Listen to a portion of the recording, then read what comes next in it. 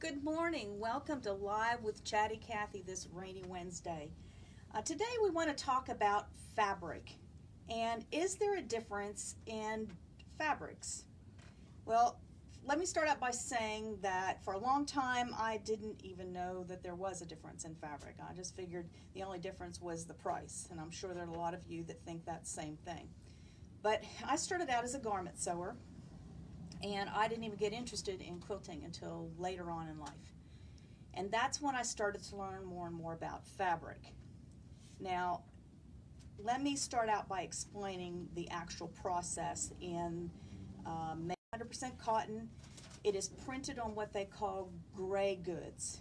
It is actually spelled G-R-E-I-G-E, but it's pronounced gray like the color. Quilt shop quality gray goods have a thread count of at least 68 threads per inch or more. Chain store fabric is 60 or less. So let me kind of give you an example. Have you ever bought sheets that were 200 count and they were fine until you then tried a set of sheets that were 800 count? Maybe somebody gave them to you as a gift, or you bought yourself a set that was 800 count. There is a big difference in sleeping on 800 count sheets than there is on 200 count sheets. So that's kind of, sort of an analogy. The higher the thread count in your sheets, of course, the more comfortable and the softer it is. So the more threads per inch makes your fabric denser and softer so that it will accept the dye better. It also prevents the batting fibers from poking through your fabric, which is called bearding.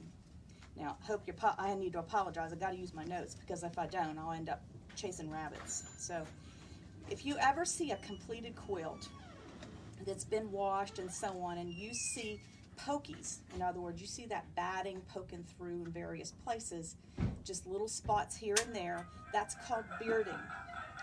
So, if you then you kind of know that maybe poor quality fabric was. So in addition to the thread count, we've got Halloween going on here, I'm sure you hear that. So in addition to your thread count, the fabric quality is also determined by the size and the length of the cotton.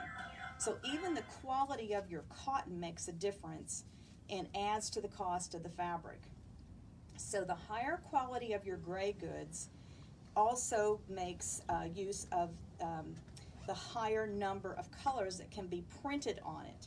So the better the quality of the gray goods, the more colors they can use, and the more detail your prints might be to make chain store fabrics. So once your gray goods are printed, they use a chemical bath that sets the dye, and then they use a process that you get with the quilter. Chain store fabrics actually spin. You end up with stiff fabric that bleeds or fades, and it saves dollars, and it keeps the costs low. Chain store, chain driven, their goal price, but you sacrifice quality in the process. Now, saying all that, does that mean that there's not a place for chain? I think that you need to consider what crafty kind of project. We just did a project here for kennel quilts for the dogs, and animals are going to use those, so we used a lot of chain store.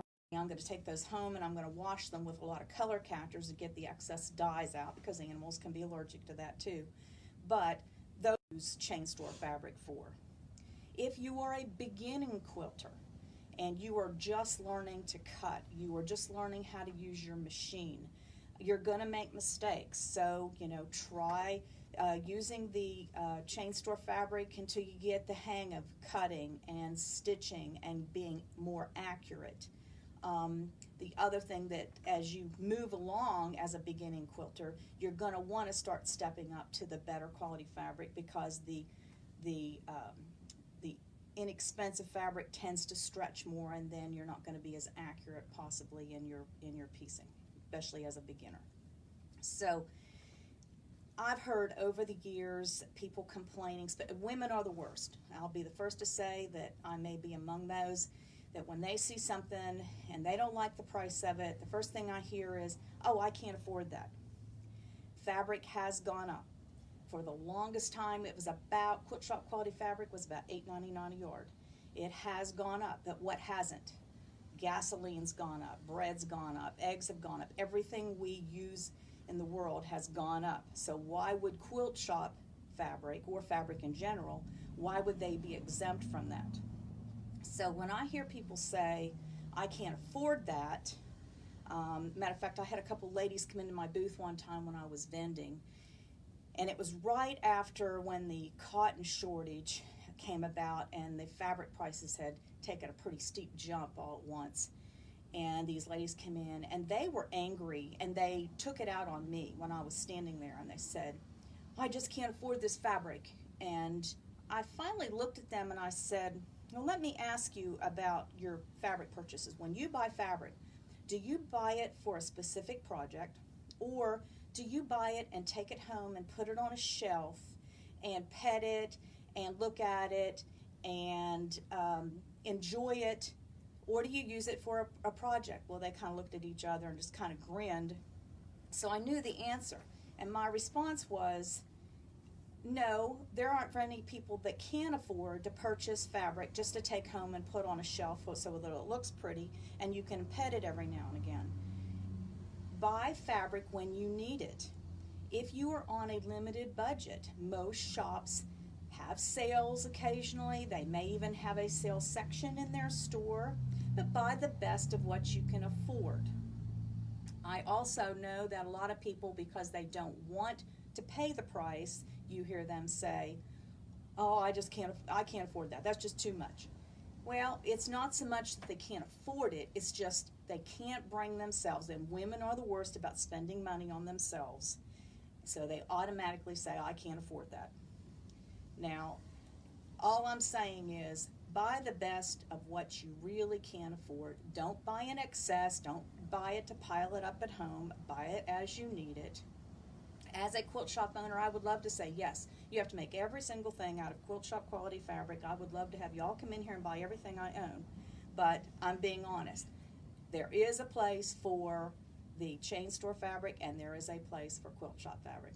So I hope I've kind of brought you up to speed on the differences in fabric, and yes, there is a big difference in quilt shop fabric versus chain store fabric. So with that, have a great week. Oh, by the way, next week we will not be having Chatty Cathy, or the following week. We're going to skip 2 weeks. I will be gone to market, and then the following week I will just be gone.